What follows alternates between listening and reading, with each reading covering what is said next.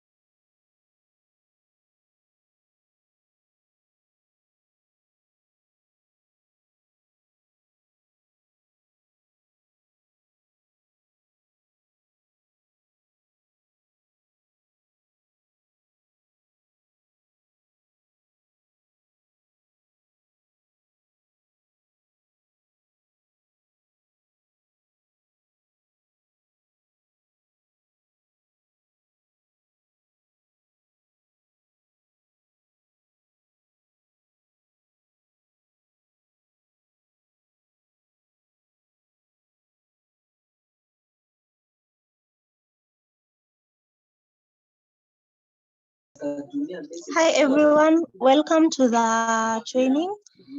My name is Faith Karaoke. The trainer will be joining us shortly. So let's wait for the others to join as we also wait for the trainer.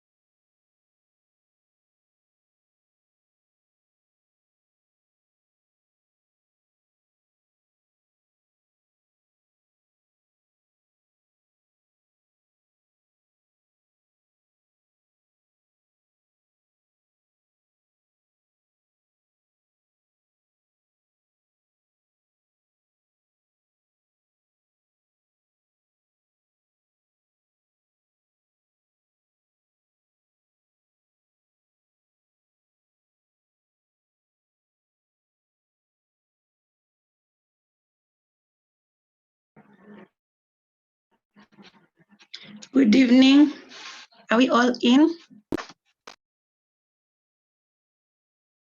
Faith, are you there? Good evening, we are in. Okay. Faith, please take over, we start.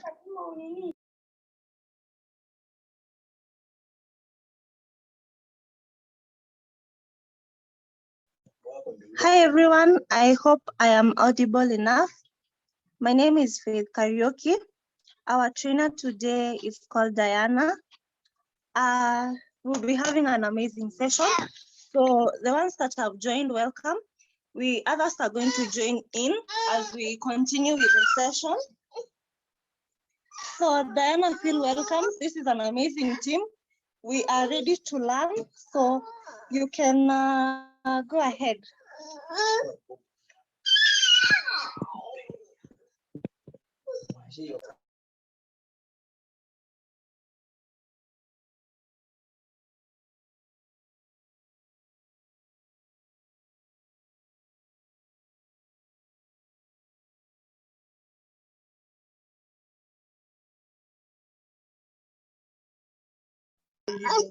Faith, sorry. We You are are only not 10 audible. Yes, I realized that. Thank you. So we expect 40 to 50 participants. So it's already 7:12. I'll only give them 10 minutes to join, then we start. So start preparing your questions. I hope to have an interactive session with all of you. And let's win ourselves some jobs, because it's possible. So start noting down your questions, which will be answered at the end of the session.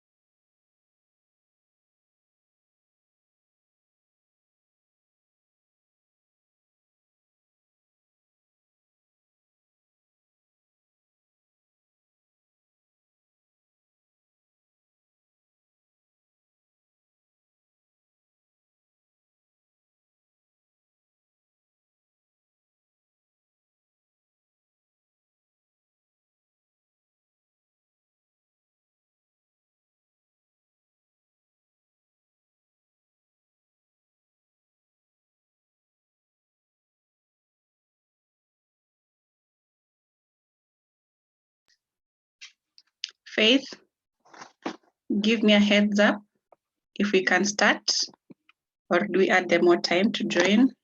Let me know, please. Diana, we can go on.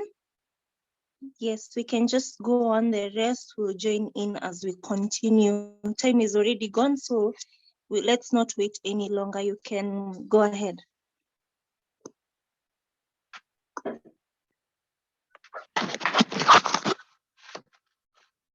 Okay, good evening. My name is Diana Nkirote Gitonga. I'm a certified human resource practitioner. I am a graduate from the College of Human Resource Management, currently partaking my MBA in Human Resource Management. I am a HR at Adept Technologies, and I'm a mentor, I'm a motivational speaker, and I'm a professional mediator. Thank you so much for this opportunity, Faith and Katile. I'm looking forward to having an interactive session with the team and hope that they will learn a lot and share their experience over the years securing themselves jobs. So if someone can pray for us, then we start. Anyone who wants to pray for us, then we start.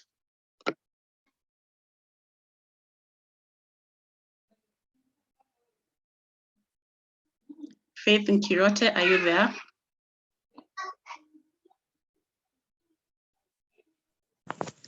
Yes, I am. Kindly pray for us. Let's pray.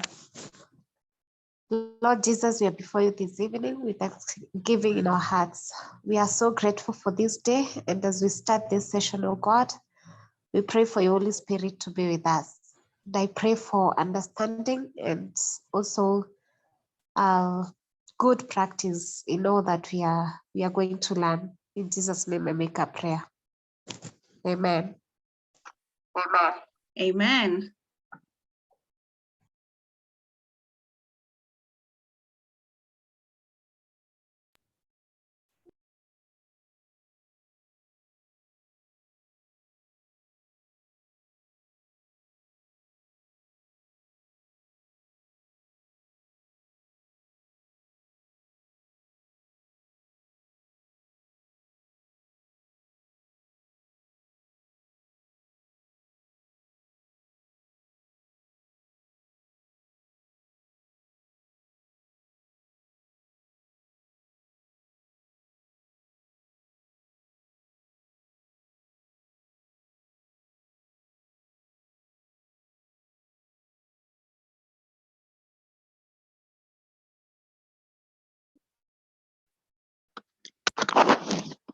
Faith, can you hear me? Kindly guide me. I'm sharing my presentation.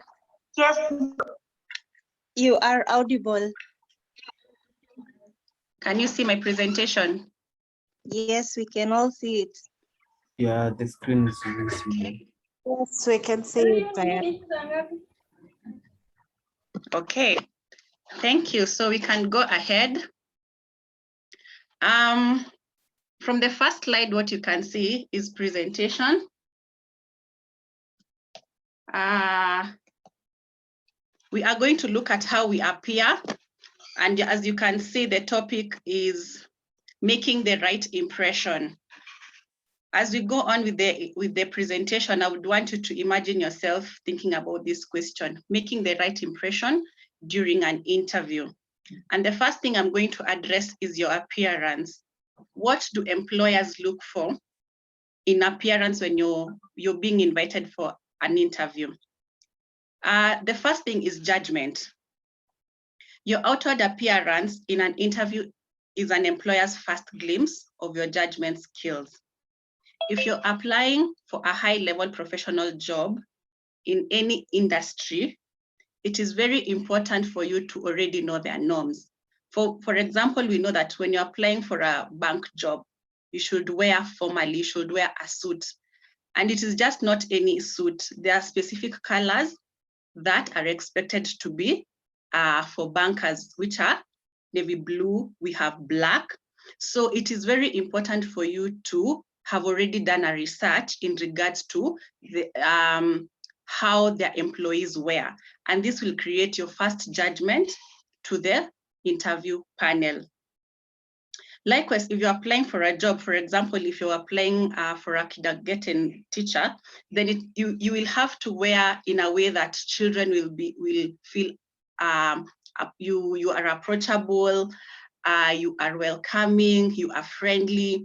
You don't go there with a suit. It portrays a very different judgment to the people that are going to interview you. Professionalism, what do we look for when you come for an interview in this section? Dressing appropriate for work isn't simply a matter of looking professional. It is also an indication that you recognize the norms and standards that exist in that profession. Even if you believe that you should be judged on your talent and ability and not on your appearance, dressing appropriately for the situation shows that you have respect for your employer and clients. We want to see that someone who is ready to join employment. We want to see someone who has actually invested in whatever they are going to wear during an interview. It shows that when you're ready, it shows that you're very responsible.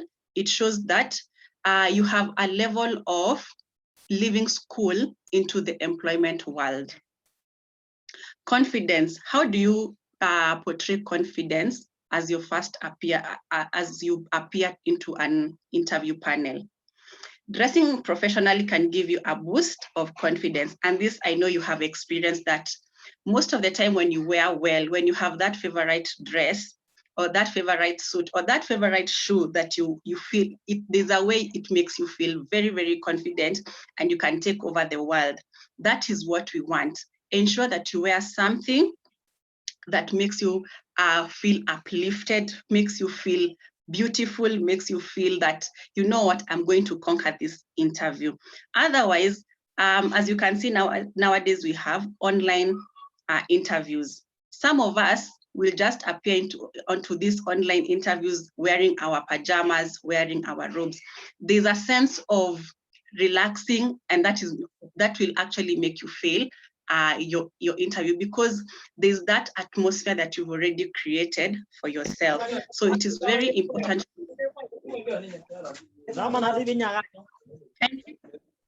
Kindly mute yourself. It is very important to know the kind of attire you're going to wear that makes you feel confident in and out. We've also seen ladies who have worn too much makeup, and when they enter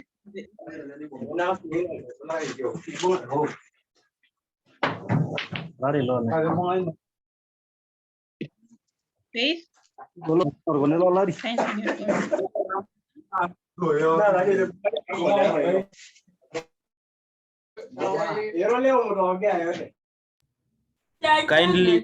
Kindly Dix.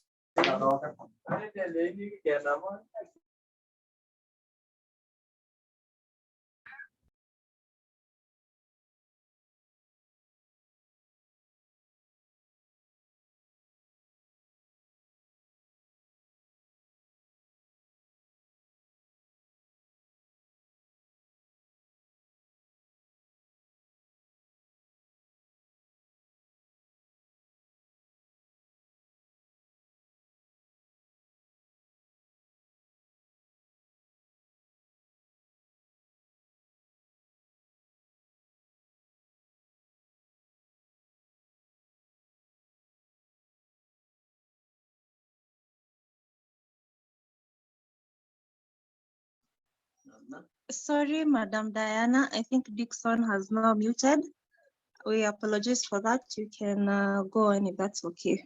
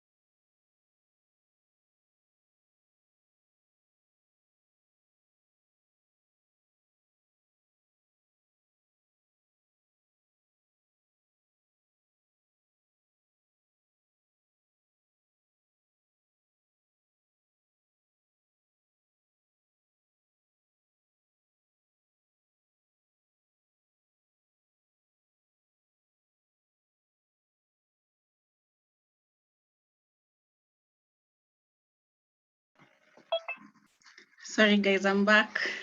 Sorry, power issues. We can continue.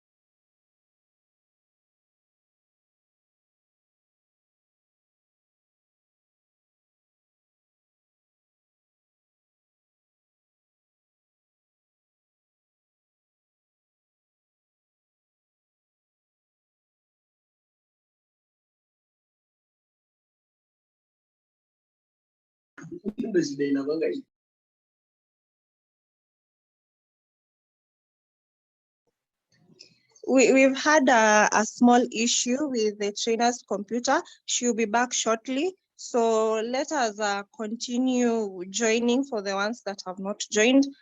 She will be joining us shortly. Do not exit the meeting.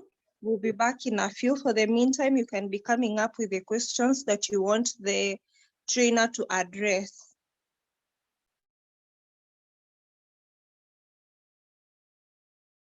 Excuse. Hello. Yes. Maybe you can pardon what you have said. I've not heard. I was just joining the meeting. Oh, I was saying we've had like a small technical issue with the trainer's computer. She's sorting it out. She'll be back shortly. So for the meantime, I've asked the team to come up with questions.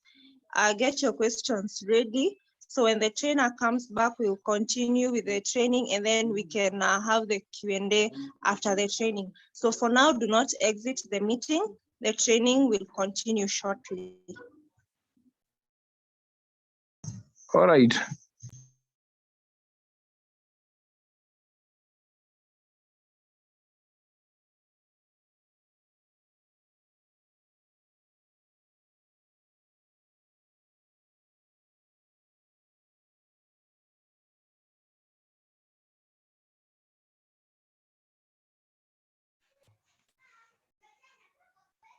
Sorry, guys, for that hitch.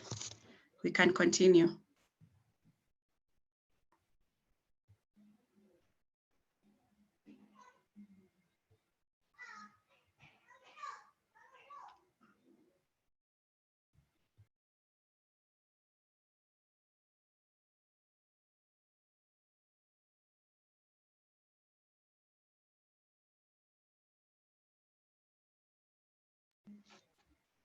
Faith, if you can enable me to share my presentation.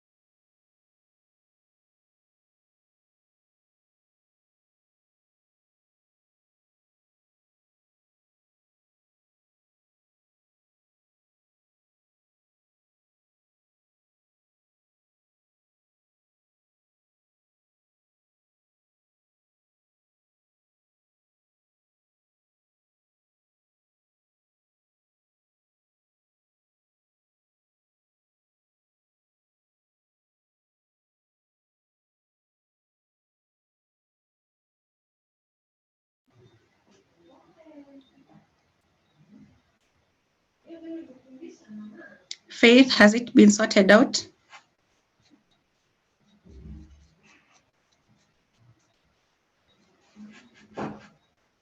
Faith, are you there?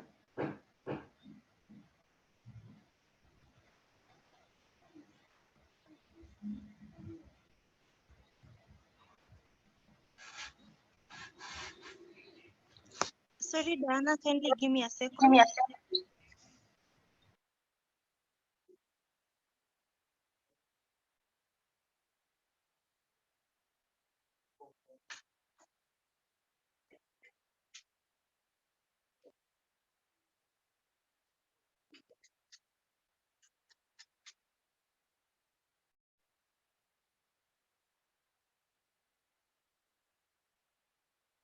You are now okay. You can share.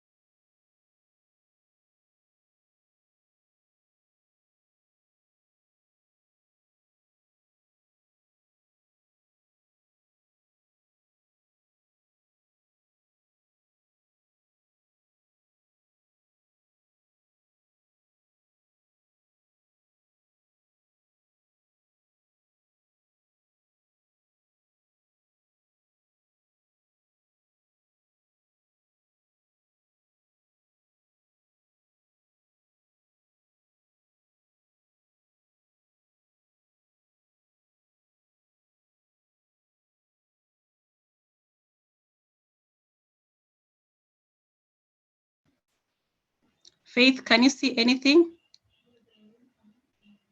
Yes, I can see my big name on the screen. Oh my goodness. What about now? Now we can see the presentation. Ah, great. Okay. Thank you. So I can continue. Yes, please do. Okay. Sorry guys for that. I'm very, very sorry. We can continue. We had already addressed confidence, and our next point is respect. How do we show respect when we are attending an interview? Some of us, the first thing that shows that we are very respectful to the panel is arriving on time. Arriving on time is key, and this shows that you're respectful of the interviewing panel's time. If you're told to report at 8, it is important to reach at least 15 to 20 minutes before. It's also not advisable to reach too early. It shows desperation. So it is important to keep time and to ensure that for you to reach on time, it entails you to have already done an research on the location of the venue, to have research on traffic, to also have researched on modes of transport, so that in case the car breaks down, you have an option of Uber, you have an option of Taxify. So ensure that you observe such things to ensure that the panel sees that you're very respectful and observing their time. First impression matters. What does this mean to us as job seekers? First impression is a lasting impression, and all of us understand this by when you attend an interview, ensure that the panel remembers you. And how do you do this? First, ensure that you wear a smile. You ensure that the way you present yourself, you are decently dressed. For men, you know you should be dressed in a suit or smart casual, especially for IT oriented jobs. Ensure that your shoes are brushed. And creating a lasting impression can be both negative and positive. Some of us are interviewers. We have last impressions of people who came with torn shoes. It shows, yes, desperation that you really want this job, but at the end of the day, we are asking ourselves, did you not look at yourself before you leave that house? So first impression should leave a lasting impression to the panel, so that when they're having their final discussion on who to choose, they will remember this lady had a good smile. This lady was very eloquent. This candidate had done their research. So look for something that really describes you and you're good at. Makes a positive impression. I think I've addressed that in the first point. This entails you not looking or rolling your eyes when asked a question. And this is to the young people who are in this session. Ensure that you have already learned your non-verbal communication. Some of us are people who roll our eyes, and interviewers can pick such things, and this will not go well for your interview. Show you care. If you arrive at the interview late, it is important to show that you have arrived late. It is not a sin. Just say, sorry, I'm late. Probably you are stuck in traffic. We are human beings and we understand, but we also want to see that you show respect, that you care. However much you arrived late, you acknowledge that you are late, and you would want to be given time to do your interview. First impression matters. It boosts your self-esteem. How you feel about yourself will definitely be seen by others. It will show out. If you don't have self-esteem, you have shrugged shoulders. Even if you're asked a question, we cannot hear you, you're mumbling your words. Ensure that you're able to speak out, that you're confident in what you're saying. You believe in your CV. You believe that you're the best candidate in that environment or in that list of candidates. A pleasant and confident smile puts both parties at ease. How many of us, when entering an interview, smile? Some of us are so scared that we have sweat pouring on our faces. Some of us are shaking that even our papers, our brown envelope CVs are full of sweat. Ensure that you wear a pleasant smile. It breaks the ice in the room. And that is something that for me works. And just greeting someone like good morning, if it's in the afternoon, ensure you know the timings. Don't greet the panel good afternoon and it's already in the morning, or good morning and it's past afternoon. Be aware of such things in your environment. Our next slide shows us on how to be confident and not cocky. This is an interesting one and can be very, very confusing. Body language as well as appearance speaks much louder than words. Use your body language to project self-assurance. When you enter that room, room of either 1 or 5 interviewers, walk in with confidence. Take charge of that room in how you present yourself. If there's a seat, wait for you to be offered a seat. Say thank you and offered one. Say thank you, sit down. There are panels where you will find a glass of water and a bottle of water. That is just not for show off. If you feel that you're thirsty, you can go ahead and drink the water. You'll find a book and a pen, that's for taking notes. Don't be so afraid that you can't use the things you've been given there. Some of us tackle very hard questions, and the only way to be able to articulate the answers well is by noting down the question, and that can guide you through your answering process. Stand tall, make eye contact, and greet with a firm handshake. Some of us are very shy that we don't look the interviewers in the eye. It is important to have eye contact so that, and this will relate to our previous point of leaving a last impression. These are the things that you need to look out. When you're greeting the panel, shake that hand firmly. You can do this by rehearsing. When you're in your room, ensure that you rehearse. Practice how you stand in that room. Talk to the mirror. Ensure that these things are ingrained in you. Good manners together with polite, attentive, and enthusiastic behavior help make a good first impression. Being polite, I've said this, for example, if you arrived late, kindly say, I'm sorry, I was stuck in traffic, or any other situation you found on the road. Be attentive. When you're being asked a question, especially when the panel is introducing themselves, take note of their names and be sure of how they pronounced it. If you do not know how to pronounce someone's name or you've forgotten, please do not address them by their name. But it is important, if you grasp a name and they ask you a question, you can say, thank you so much, Mr. So-and-so, and you go ahead and answer the question. You interrupt others. Now, this is the cokey part. You show your cokiness by interrupting the panel when they're asking you questions. Even before an interviewer finishes the question, you're so excited, for example, you can either be nervous or excited. And if you're nervous, you can go ahead of yourself thinking that you've understood the question and you answer it wrongly. So practice breathing in and out. Ensure that you're very keen to grasp the key points that the interviewer is looking for. If it's a scenario, start picturing when they're asking you the question of, give me an example. You start picturing, wait for them to finish. Tell me a previous situation you handled. You already start practicing that in your mind and ensuring that now when it comes to explaining the answer, you already have it in your mind. You believe you are better than others. We've seen some of the candidates who are so confident that even after leaving that room, you asking yourself, did they apply for the right position that you were interviewing for?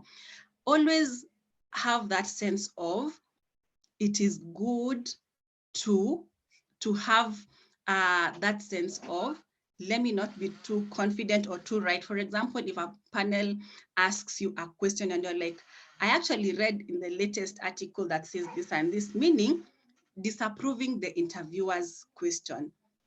So showing that your way to be right.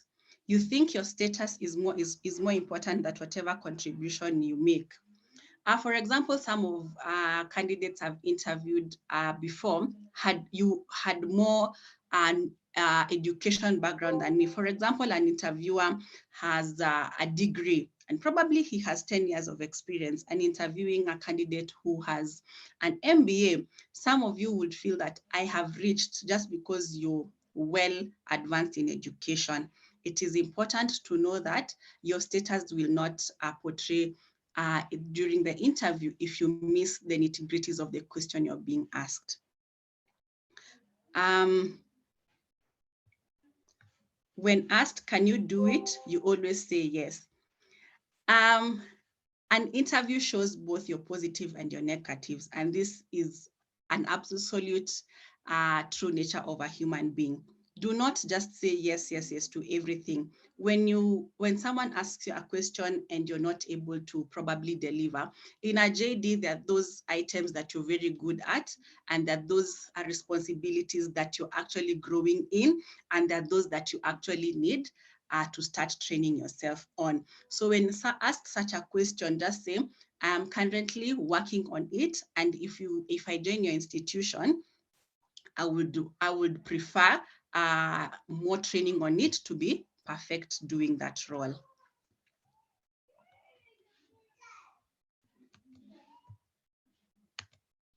Okay, how do we show positive during our first impression? Focus on posture. We've already talked on posture. Sit upright, have eye contact, do not have shrugged shoulders. For ladies, ensure that you're well dressed. If you're in a panel of 5 and there's distance between you, ensure that you're comfortable. For men, for all of us, ensure that you don't cross your hands. Just be confident and breathe in and out, and that will ensure that you actually have a positive and focus on your posture. Be an active listener. You are engaged and interested in the job. When you're being an active listener, this is where you listen when the interviewer is asking you a question. On this point, I like having candidates who come with notebooks, and a pen. There are interviewers who will ask you 3 questions at one or 2 questions at a go. How will you remember what they asked for and highlighting the key points they are looking for? So when you're being an active listener, support that by having a note, and this shows that you're engaged and interested in the job. Convey a can-do attitude, mention your lack of experience if so, but emphasize on your interest and enthusiasm in learning something new. And this is what I was saying earlier that if you don't know something, or if you do not know how to deliver one of the key roles written in the JDs, it is important to express that you are currently doing something about it, or you would want to further your education to understand how this role plays in the organization. While having the skills necessary for a job is important, a positive can-do attitude goes a long way. Nowadays, we say we hire for attitude and train for skills. When you have a positive attitude, it shows that you're able to adjust into the environment, you're able to live with others, and we can train you on skills because your attitude will actually motivate you first to deliver your deliverables.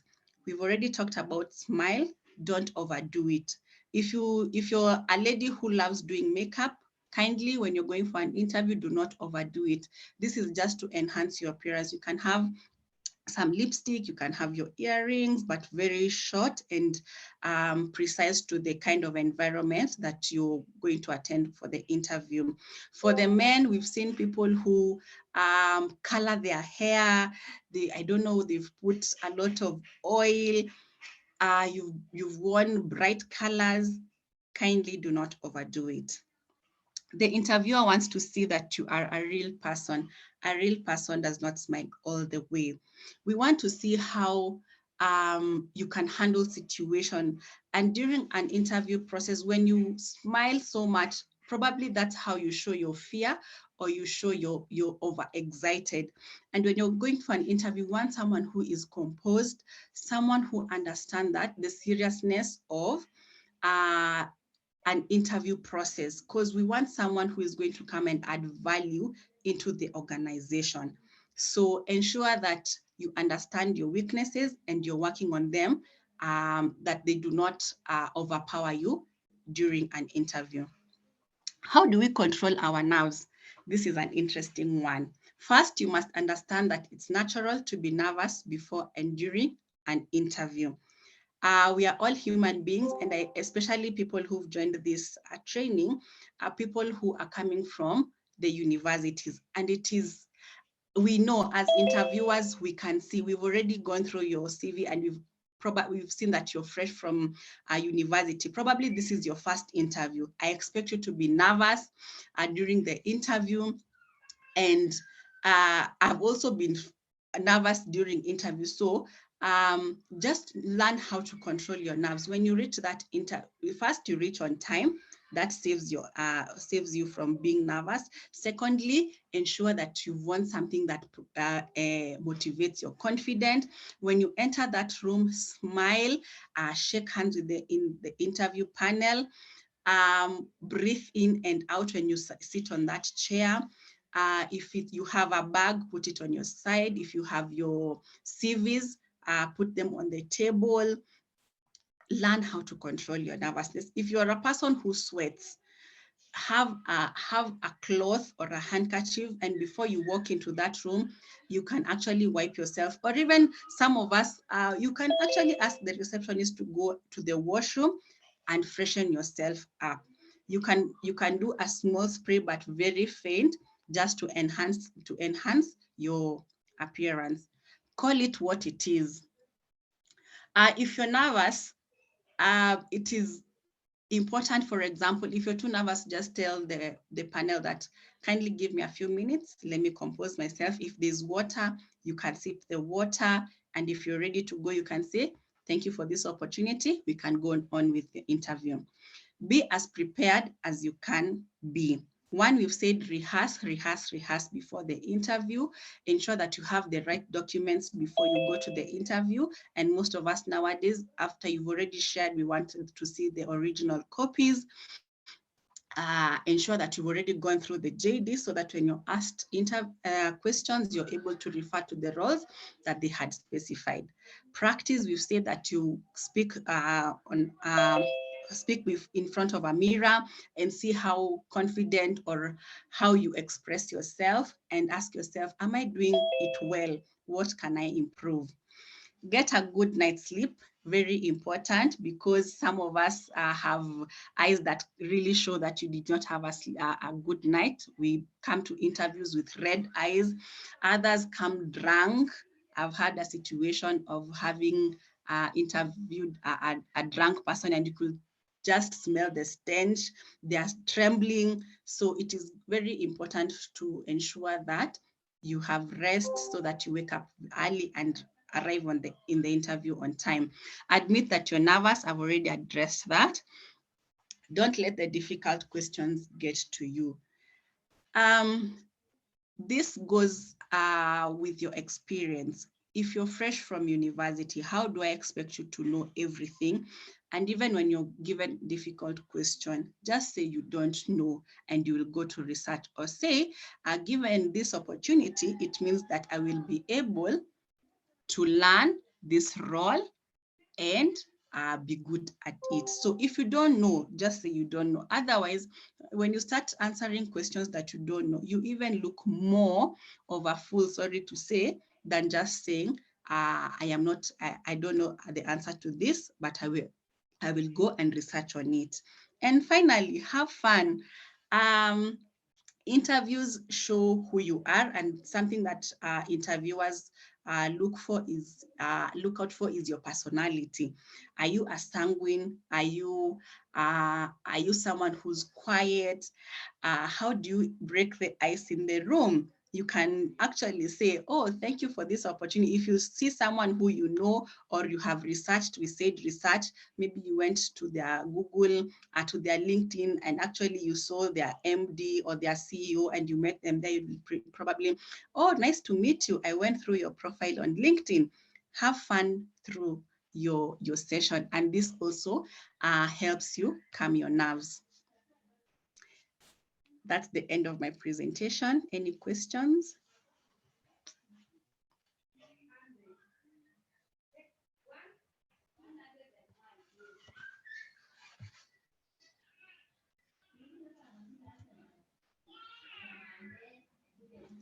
Guys, are you there? Yes, madam. Yes, yes, Motinda. Yes, I was asking Yes. if you have carried your documents like CV and the rest, like certificate that were given from different institutions. Yes. Would you share to the panelists all what will you do with them? So do not play the role of an interviewer. I would want to say that when you arrive into that room, you have your bag and you have your documents. First of all, take a seat if it's there, or you're offered for a seat. Then the HR knows their job. They will ask you, do you have your documents? Kindly, can we have a look at it? Then you present your documents. Don't just go in and start presenting the documents at the first. Just have a seat, then they will be able to direct you. Probably they would want to interview first. Then at the end of the interview, they would say, kindly, can we have your papers? So let the HR or the secretary guide the session. Mutinda? Thank you, madam. I'm okay now. Although I'm fresh, I have not finished university. Yes, it's good. Get these skills. You can get an attachment, and some of institutions not only interview candidates who've already graduated, some of them would want to do management training, and this probably happens during your college life. And even we want to see and grow your interviewing skills. So it is important to start now.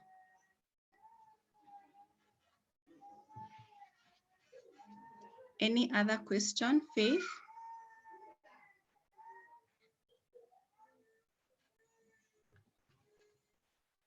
I have a question from me. Yes. So there's this particular interview I went to. I didn't carry Yeah. my CV or my documents. I just went like that. Mm-hmm. And after getting in, I was asked, "Do you have anything?" And I said, "No, I didn't carry anything." So they told me, "Go back home. We cannot interview you because you just can't come to an interview with nothing." And I felt very bad, and I went so disappointed because I was very prepared. I just didn't carry my documents. Mm-hmm. After a week, they called me again and told me if I am still available to come and get interviewed. So I'd already felt bad, and I felt like, I really don't want to work for these people if that's how they treated me at the interview. Is it just me being choosy? When you're going for an interview, there are things you don't leave behind, your documents. However much you have, there are jobs that to apply for ask you for all you attach all your documents on email. But it is very important to have them physically when you go to the interview panel. So always carry your documents, especially the originals versus the photocopy. Some of the panels will ask you to leave the photocopied copies with them. So have both original and photocopy, and ensure to remember at the end of the interview to carry your original copies. That is part of you for the rest of your career.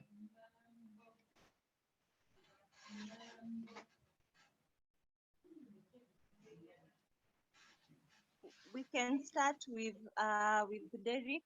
He has raised his hand. Okay, good evening. Good evening, Derek. Thank you for the presentation, Diana. It's kind of educative and also it opens eyes to us who want to venture into career field. So just to dive into my first question, but I'll be just asking in terms of rounds. I want to be asking all of them at once. Suppose I've been called for an interview, impromptu interview. Maybe you are just heading home, you made that application some time back. Then you receive a call, you're being told that tomorrow, can you avail yourselves at this place at this time for an interview? They didn't even give you maybe the profile of the job or something like that. They just call you. How should we approach such kind of scenario?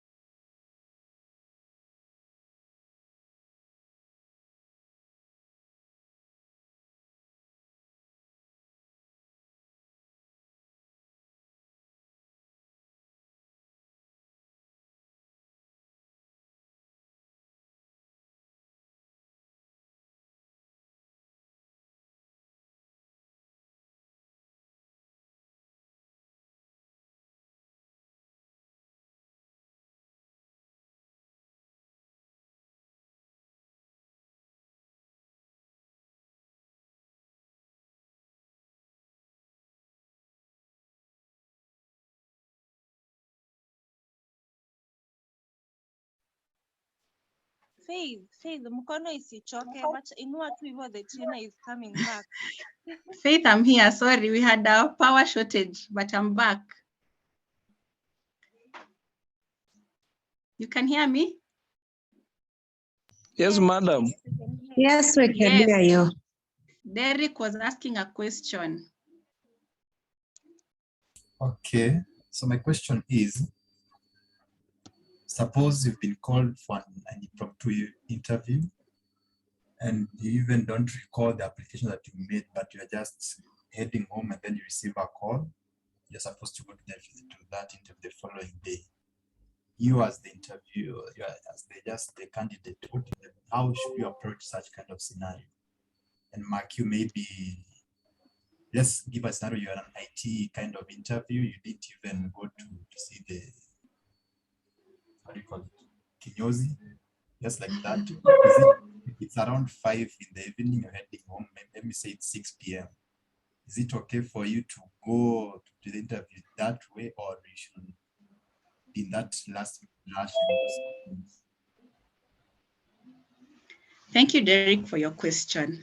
One thing I want you to understand is that the interviewing panel are human beings. And I, as a HR, if I call you today for an interview tomorrow, I understand the pressure that I have given you, and it has got you as an impromptu. One, you've asked if I did the interview long time ago and you don't even know the position you applied for. When you receive that call and you're asked to come for an interview tomorrow, you can ask the person calling you, kindly remind me the position you're interviewing me for. They will be able to do that. The other thing is you're asking about your presentation.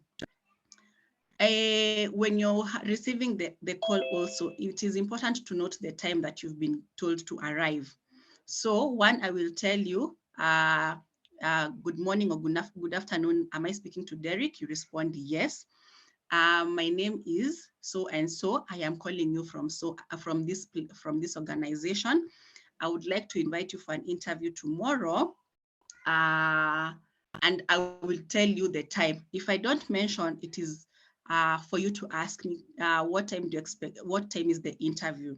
If I tell you it's 10, it's for you now to start planning. How will I reach the kinyozi? If you're told to arrive at 8, it means you'll not pass through the kinyozi, but it doesn't mean you cannot turn at that nywele. Sindio? Derek. Yeah, I'm getting you. Yes. Yes, and we've seen, even us ladies, how do you expect me to remove this hair by tomorrow and reach the interview on time? Just ensure umepaka mafuta, umeichana vizuri, just look presentable. At the end of the day, the last impression is, how did you deliver during the interview? Yes, the appearance is important, but if you feel a bit shaky on your appearance, support it with good answers during the interview. Yes, it is short time, but you have time. When you're on that matatu, research, see some of the questions that you will be asked for. Look at the JD. The JD is your friend. The JD actually leads the interviewer on the questions they are going to ask you, because those are the roles you're going to deliver, and the questions will be around that. Derek, have I answered you? Yeah, you have. Thank you. Let me give somebody Good. a chance, then I'll ask another question. Okay.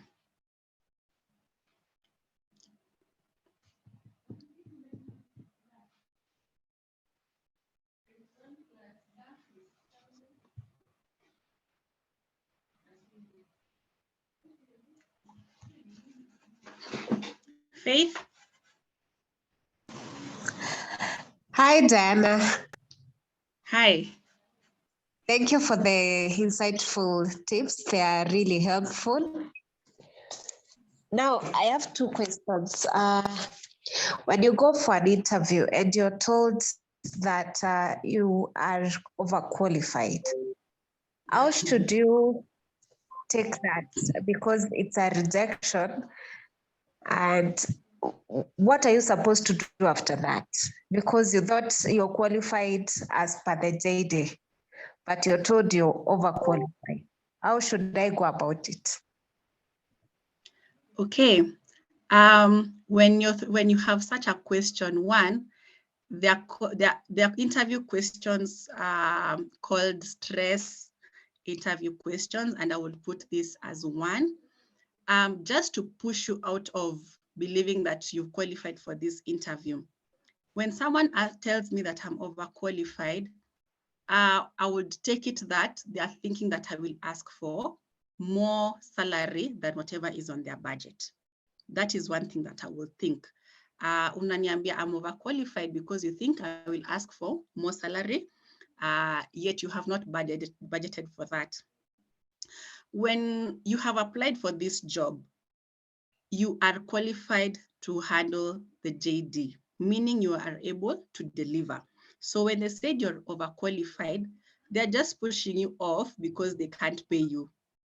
But it is how you present your answer. 1, I would say that, yes, thank you so much for recognizing my knowledge and skills, but I would want an opportunity to show you my skills and knowledge. Kindly, if you would guide me on your budget of salary, or what are you offering for this position, then we can discuss further. Remember, you really want, you are looking for an opportunity to work, you are looking for a job.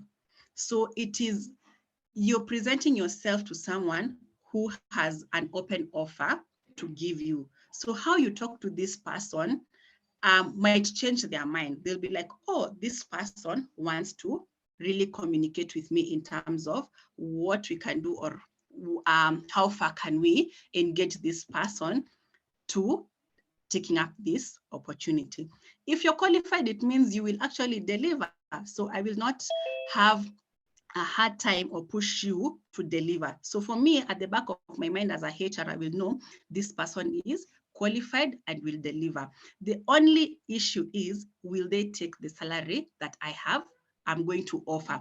That is always probably most of that is actually the agenda of telling you you're overqualified. Because 1, if I'm applying for, I know Faith is my mentee, she's applying for a HR role, and you're applying for probably a HR assistant, and you're already uko kwa MBA. So I'm thinking a HR assistant with an MBA will probably ask for 150, and my budget is 80. So instead there to be shania pesa, I'll just tell you, sorry, but you're overqualified.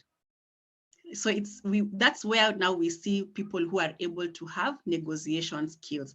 How are you able to present yourself in terms of, let's negotiate, and just push for, I can deliver, just give me this opportunity to see what I can do. If you give me the figures of your salary, probably I would accept and grow from there. So don't always be put down by such a statement. That is why you practice your negotiation skills. Faith? Thank you, Diana. I've noted that very well. Now, to my second question, this interview that I went, I was applying for a human resource assistant. When I got there, they decided to interview me as a PA because they thought from my CV, I qualified better as a PA. So after the interview, which I did very well, they gave me some work, which I did. They gave me a timeline, and I delivered within the timelines I was given. Unfortunately, after I delivered my assignment, after a week, they did get back to me. They got back. It's me who had to follow it up. What happened? I delivered my assignments. Even over an email, they didn't even respond if they had gotten my assignment. Much later, after my research, I got to know that I was doing that work for someone else who was already employed. That was really heartbreaking. So welcome. How do I go about such a scenario? So one, I would say sorry for that experience. Such practitioners are not qualified, as I would say so, because as a qualified human resource practitioner, it is important to ensure that you treat people as human beings. And if you want to do a research on a situation that is happening at work, we have consultants and that is their work. So why should you use candidates who are looking for jobs to solve your internal issues? So one, Faith, I'm sorry for that, but yes, we find ourselves in situations where we do presentations, there are people who even tell you to do a PowerPoint presentation in regards to certain situations. How would you handle that? At the back of my mind, most of those interviews end up just giving the company solutions that you'll never address them in person. The other thing is, yes, I would not agree to you pursuing in terms of following up on the interview.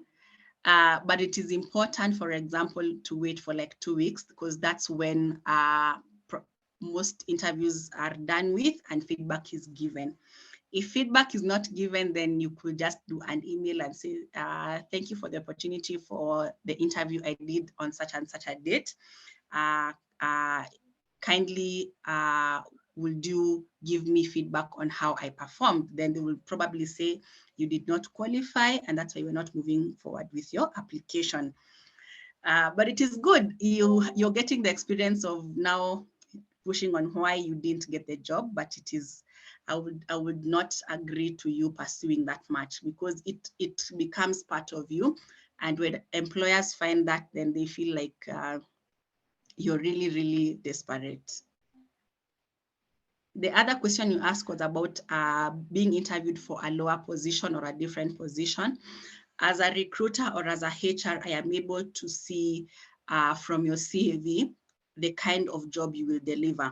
So one, you might have applied for a HR, but your experience on the other hand, is an administrator or an assistant. So I would put you in a job that you will thrive, rather than putting you in a position where you will fail, and that is not my objective of the interview. So if you're a clever candidate, then it means if you're willing to take up the opportunity, you enter the industry and grow yourself to that position where you want.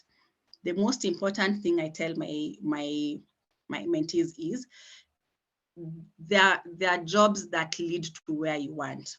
As a HR, you do administration work. So starting as an admin will definitely propel you to being a HR. If you're an IT expert, being a help desk will definitely give you experience to being an IT support person at tier 1, at tier 2, at tier 3. If you're planning to be a good salesperson or a marketer, then it means you will have to sit at the reception probably and receive those calls and grow your communication skills and grow your persuasive skills on those calls and making cold calls at the same time. Those are skills that you need to become a better sales manager or a marketing manager. So do not look down on any small titled job that will give you the foundation of being a manager or a CEO in that department.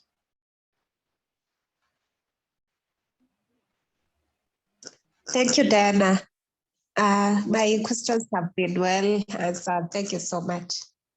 You're welcome.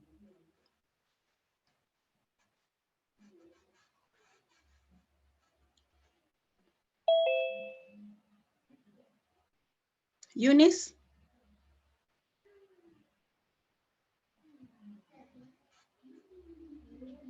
Eunice, are you there?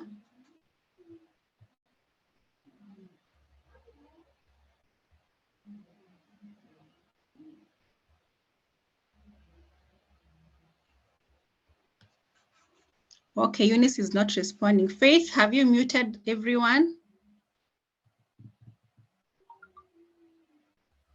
Faith? Yes, everyone is muted. Okay. Anyone who wants to talk, they can unmute themselves. Okay, Eunice?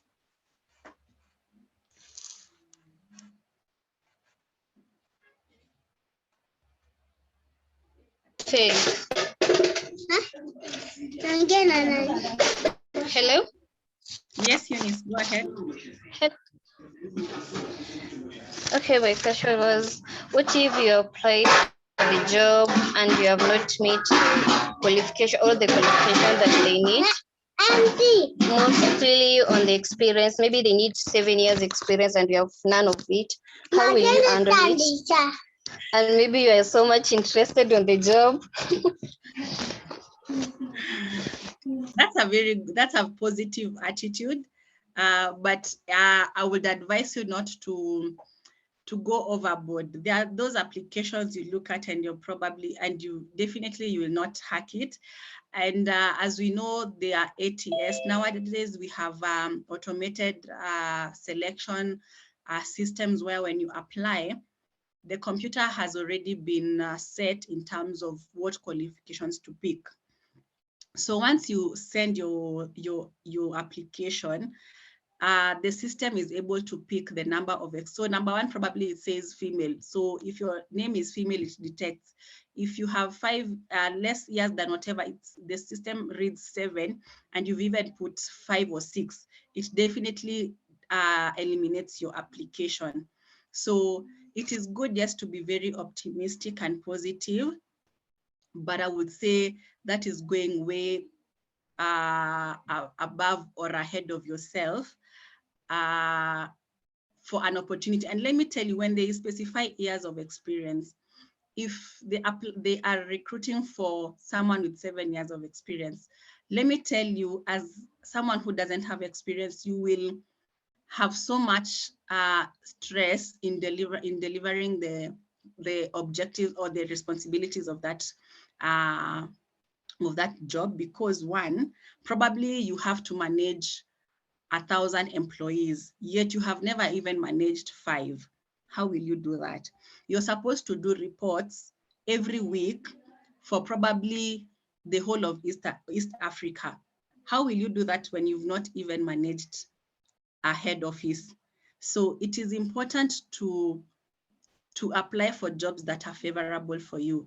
If they're asking for 5 and you have 4, please go ahead and do that, because at the end of the day, you are giving yourself an opportunity to challenge yourself. So yes, I do not have the 5, I have 4, meaning it is just a year difference, or even 2, depending on the people on the panel and how you present your knowledge and skills of the job. You might find yourself securing that job. So Eunice, it is good, yes, but I wouldn't advise you to apply for such jobs.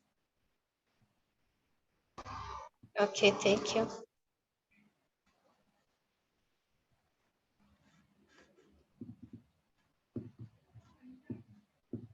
Derek? Okay, thank you again. So I'm just making a follow-up question.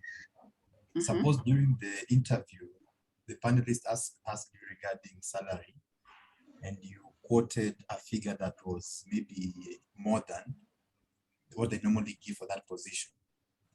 Let's say the way you just say the HR with an MBA wants 150, but for you, your budget is 80. So the person being interviewed just gives a rough figure of 120. Then at the end of the session, the panel now, they give that we normally pay this person 80,000, and they give the feedback now.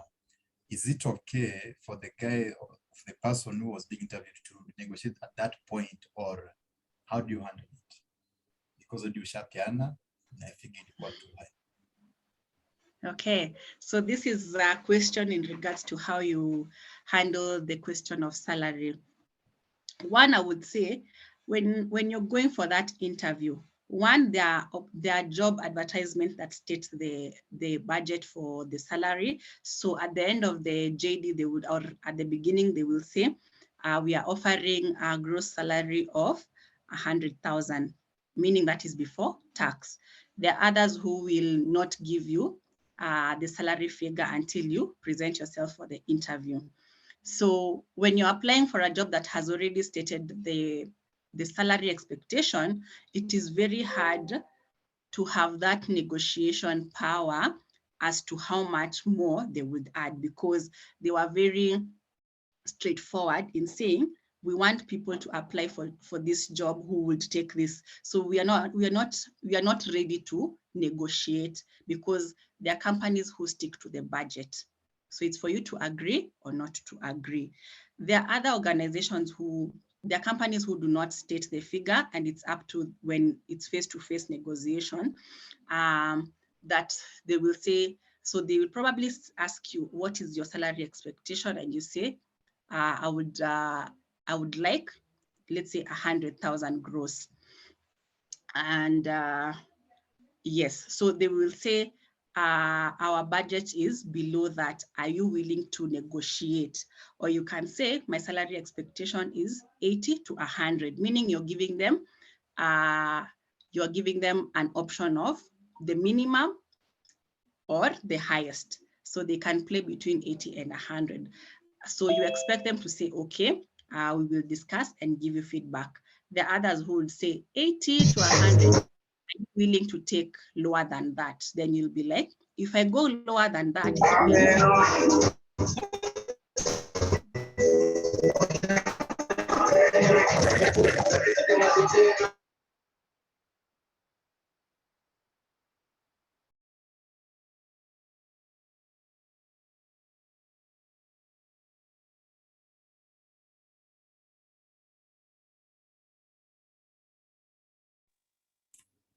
Pardon, you are on mute. You're on mute, Dan.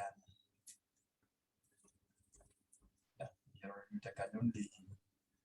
yes. So I'm saying, before you go for that interview, you have already done your budget and you've known, I'm living alone, all those things. You have known your expenses, your transport. So you have to have an estimate before you go for an interview and say, I am not willing to take below 50,000 net because it will not support my expenses.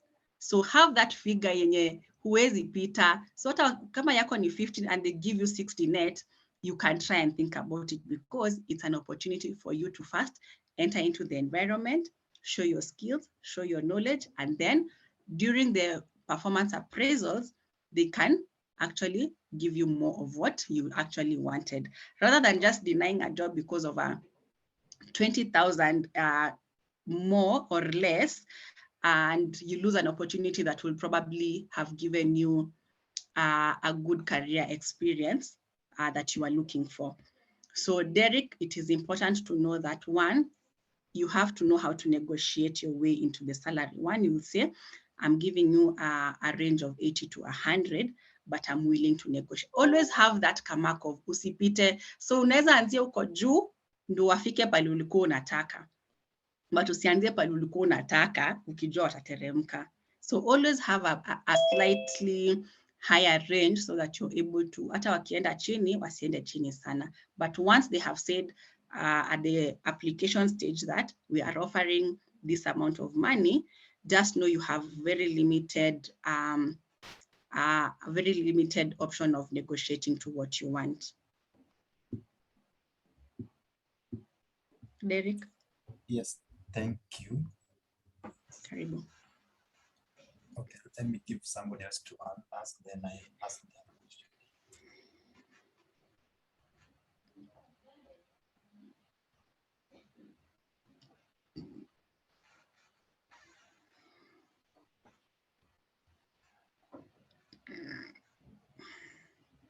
So before Mercy, I can see someone wanted, Jaylin, if you can unmute yourself before I ask my question.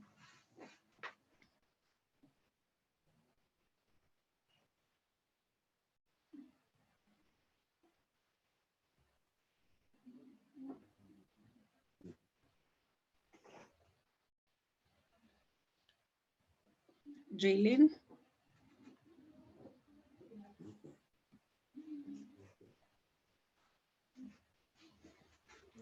Jaylin, we can't hear you.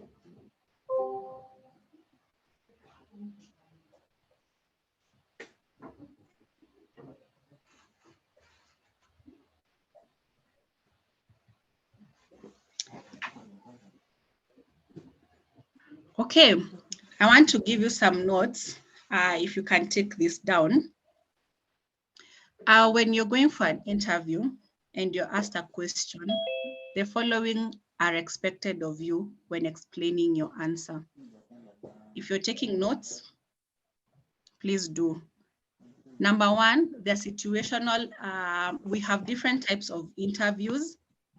We have behavioral, we have stress, we have technical interviews, we have group interviews, we have panel interviews, we have nowadays online interviews, we have phone interviews, and we have role play interviews. In most of the questions that you'll be asked, take the following pointers. Describe the situation when you're answering the question. Ensure that you describe the task that you handled, the action you took, and finally, the results of your action. For example, you'll be asked, when you are at this organization, kindly give us a situation where you did 1, 2, 3. These pointers will help you. So first you describe the situation. Probably if you were in the hospitality industry, you will say, how did you handle a client who was very arrogant or who was even physical with the employees? So you describe the situation. What the task, probably you are the line manager. You say, I was the line manager and I was on duty and I was faced with this situation. And the action you took was, one, using my customer service skills, I was able to calm the customer down, handle him or her with respect, probably ask him to step aside for him to tell me what the issue was, to escalate or solve it. And then the result of your action. After you did that, what was the result? Probably you would say, at the end of this situation, the client was happy that I handled the situation in a mature way. I was able to understand that probably my colleague was on the wrong and that I was able to offer a better service that they required from us. And the customer actually even went ahead and gave a positive feedback in the customer feedback form. So those are the pointers I wanted you to note down, that when you're given such a question, you first describe the situation, the task, the action you took, and the results of your action. It's very important.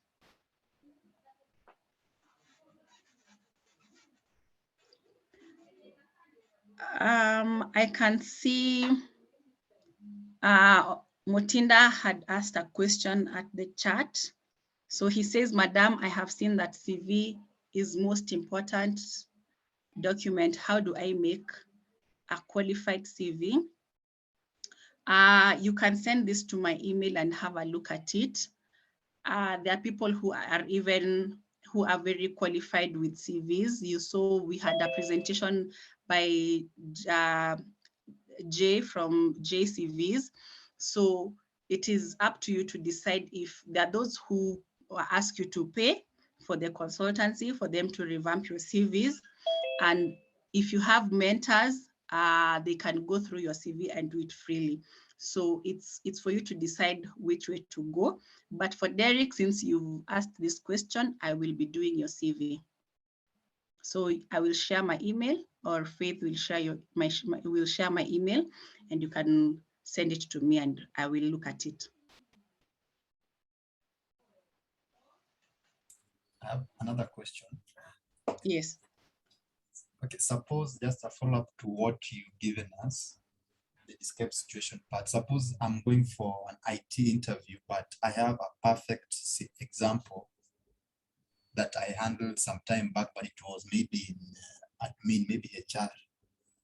Is it okay for me to give that example in the IT interview? When you're in an IT interview, they will ask you, probably when you're in an interview, they'll always ask you for questions that relate to that job. So Derek, I wouldn't advise you to go out of the context.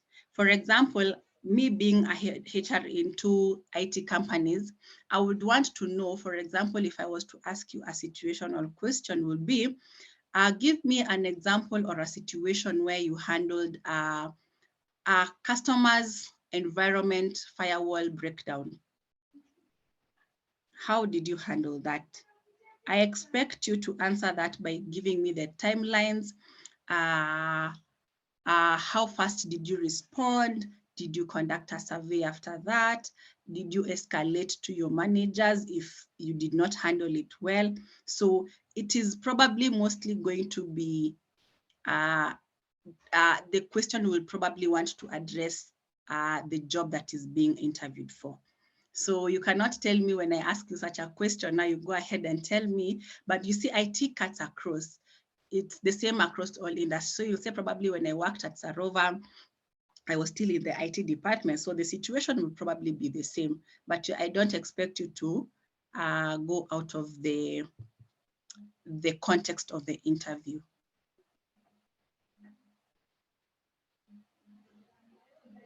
Then my last question, thank you so much for that. The last question for today is on my end is, there's that cliche of you learn the work at the job place. Can you kindly shed more light there?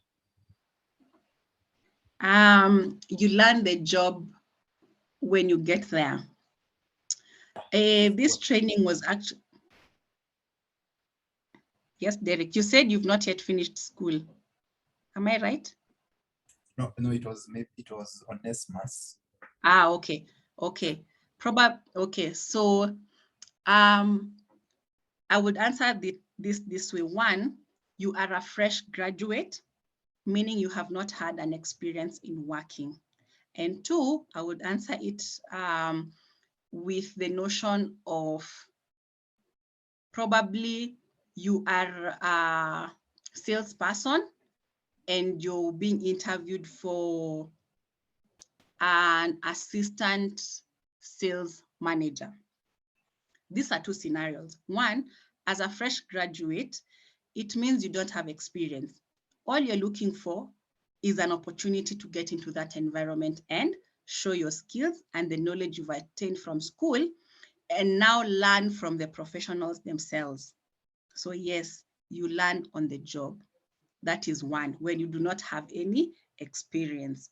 The same goes on with someone who is trying to get a higher position, either from, if it's an IT, it's from the help desk to an IT assistant, meaning you've not done this role, but you have an idea. So you will use your acquired basic skills and knowledge to deliver on the IT assistant role. I hope you understand. So you learn on the job. It means it is a progressive, what is it called? Mentorship. It's like you're being mentored in the job because you report to someone and they will expect you to do something. So when you do that, you learn on the job. Derek? Thank you so much for your feedback. Okay. I see I'm only having two students, Onesimus and Derek. The others are good.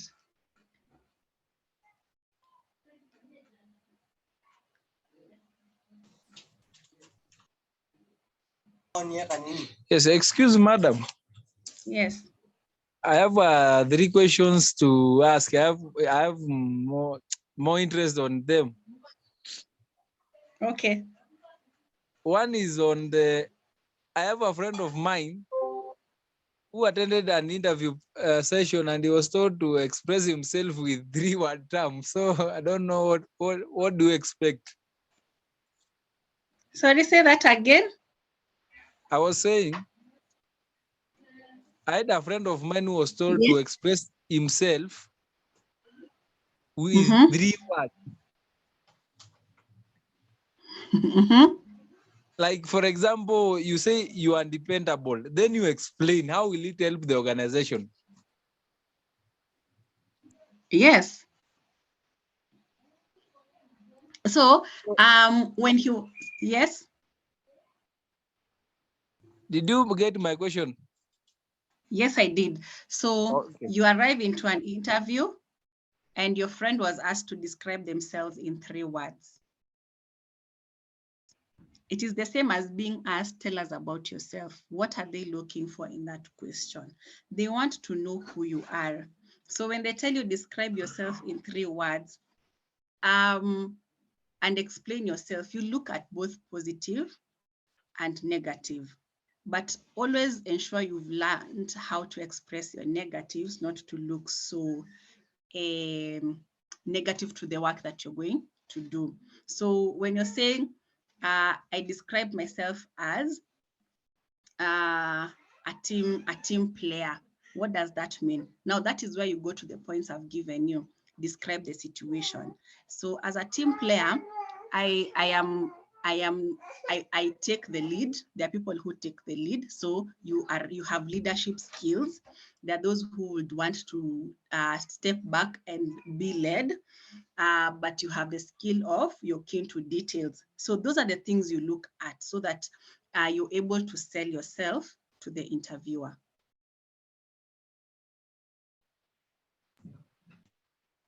Thank you. Another question on, you talked about work experience. Yes. For example, like me, I'm just a continuing student. I've worked for some long holidays with some organizations and even maybe schools. So how will I educate them? Okay, I will take you back. I don't know if you attended from the first session, and they were very important for you to learn. One, we were taken through how to make your CV, to the interview psychology. All those trainings were very important leading to this one, but I will still repeat. When you say you do not have the experience that you needed, remember that you're saying you've already worked with some companies. That is experience that you are gaining. So those skills and that you gained in those environments are what you'll have to focus on when you go into an interview.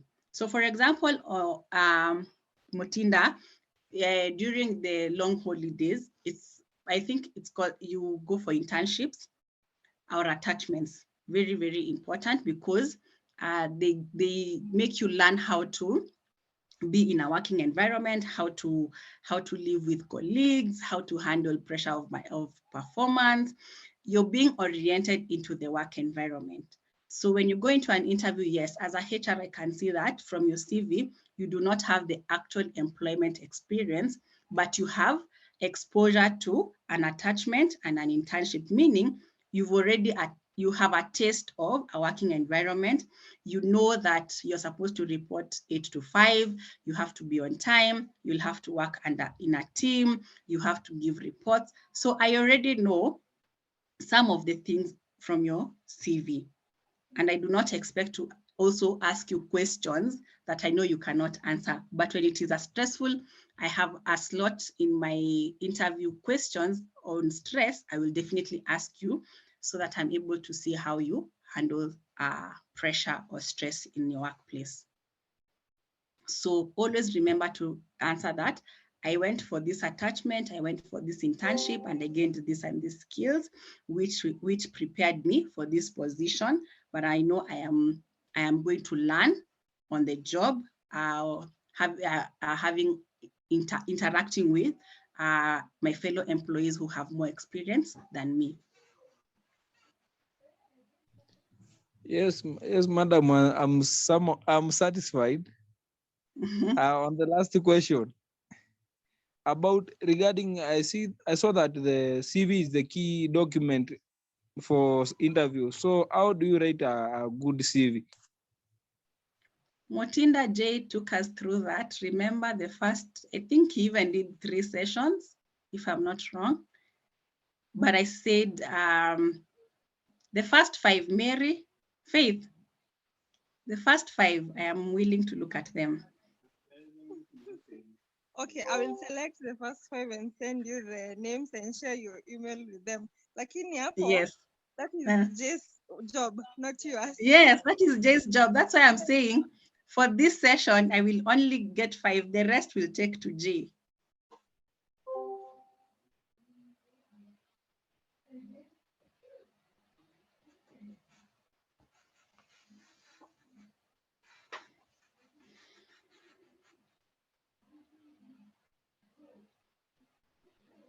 So I can see a question.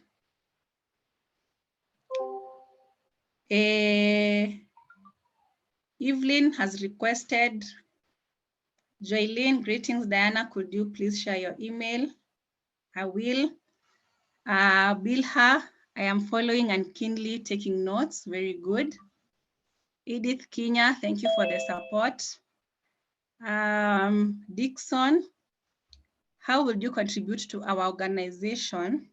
Question, please speak on it. Good, that's a good question. So how would you contribute to our organization?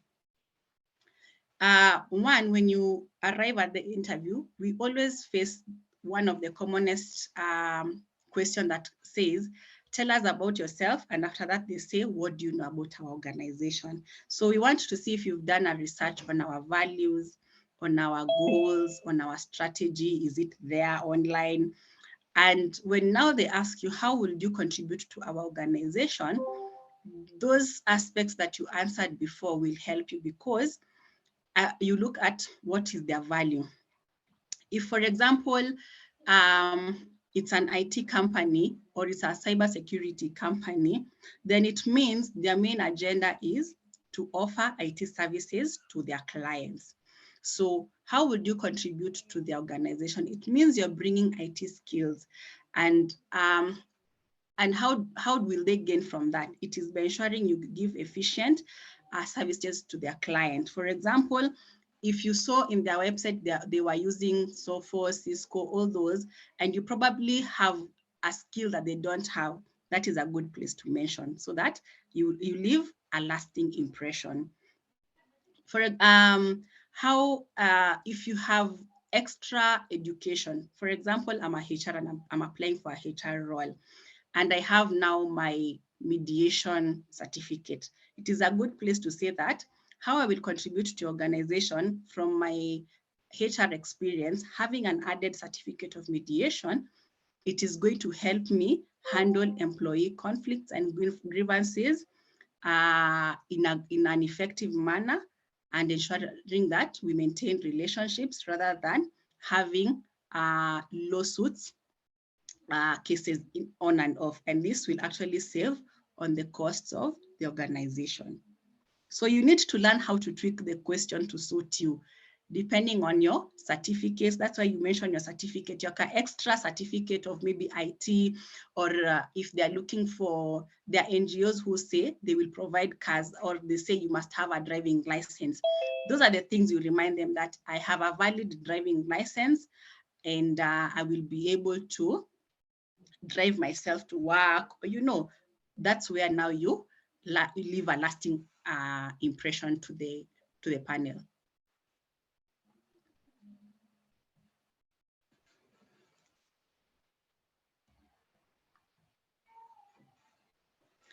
The second question from Dixon is, please also speak on the more years experience needed while majority of the job seekers are fresh, kindly. How I advise candidates who are joining the work environment is, first assess the job that you're applying for. If you get that invitation, know that you have passed one, and you should actually tap yourself and say, yes, I have gotten an invite. There are so many who don't even get those invites, meaning your CV matches the JD and you can probably deliver on the job. The second thing will be, how well do you relate the knowledge you acquired in college, the certifications that you've gotten, and the skills that you've gotten from internship and attachments into the current job you're being interviewed at. If it's an IT person, I believe you've interacted with a computer all of your 4 years if you're doing a degree. So there's nothing new, and it's in the environment. You still use a computer to deliver services to the clients of that organization. So it's how you're going to deliver yourself. Are you confident? Do you know how to, do you have customer care skills? Are you a team player? Are you able to express yourself in that? If you're going to make a PowerPoint presentation, are we going to close that deal? Soft skills, how good are you with soft skills? Those are the small things we look at. Let me tell you, a HR understands the level you are once we look at that CV. And there are things I expect you to know, and there are things I expect you not to know. So it's up to you to show me that, yes, I can believe in you to deliver, however much you do not have the experience. And these organizations have trainings. We have training budgets. So we will take you on training and you will be good at what you're going to do. So all you need to know is have a good CV, know how to apply for these opportunities, and know how to present yourselves. The rest you leave to God and to the interviewing panel.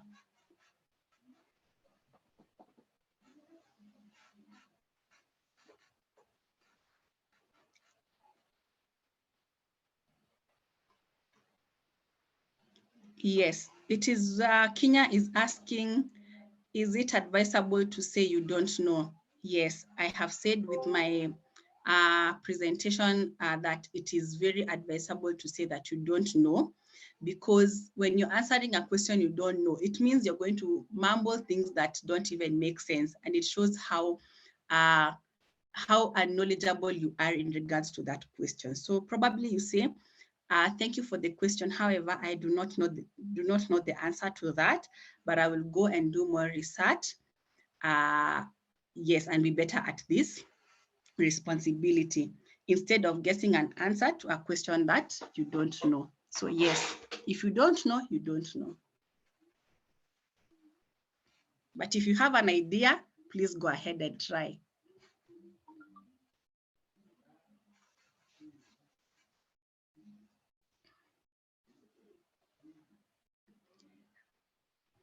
Are we getting there? Yes, madam. Yes, Mutinda. Yes, Mutinda, or it's Ogendi. I'm saying yes, I'm okay. Good. Anyone else? We have 10 more minutes to go before it's 9. I can interject there. You mentioned that you are working in 2 IT companies. Sorry, repeat. You mentioned earlier on that you are working in 2 IT companies. I'm just curious if you could share some light on those two, if you don't mind. I am not working on 2. I am working as a HR at Adept Technologies, but I was a HR at Professional Technologies, which is a cybersecurity company. So yes, I have more experience being a HR in IT companies. That's what I was trying to say.